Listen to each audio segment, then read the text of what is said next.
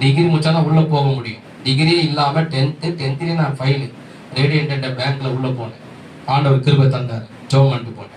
ரெண்டாவது என்ன ஆயிடுச்சு, எல்லாரும் பாத்தீங்கன்னா நான் 3 மணிக்கெல்லாம் அந்த பேங்க்குள்ள வந்துடுவேன். எல்லா கலெக்ஷனா எடுத்துக்கிட்டு 3 மணிக்கெல்லாம் வந்து எல்லாத்தையும் ஒரு இடத்துல கேஷை ஹேண்டில் பண்ணுவேன். பணத்தை கொடுத்துருவேன், கேண்டீன் கட்டி எல்லாத்தையும் கொடுத்துருவேன்.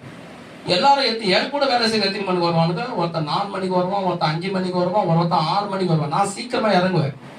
எல்லாரும் அப்பதான் உள்ள ஏறுவானுங்க. எல்லாரும் என்ன முடிச்சு முடிஞ்சிச்சா நான் இப்பதான் உள்ளே போறேன்னு வானுங்க. அவங்களுக்குலாம் முடிச்சுட்டு வெளியே வர நேட்டா ஆகும்.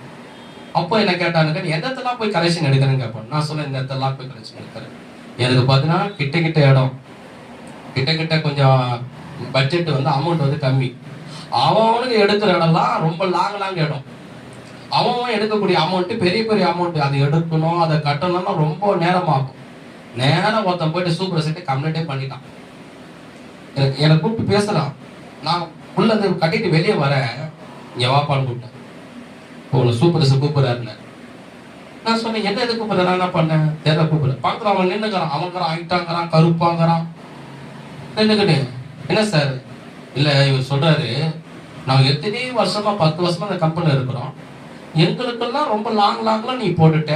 அதிகமா அமௌண்ட் எடுத்துன்னு சொன்னா இதுல கட்ட சொன்ன. நாங்கெல்லாம் வந்து கட்டிட்டு போது வீட்டுக்கு போறதுக்கு 5 மணி 6 மணி ஆகுது. வீட்டுக்கு போய் 8 ஆகுது. இவர் 2-3 முடிச்சிடாரு. இவருக்கு மட்டும் கிட்ட கொடுத்துருக்கிறேன்.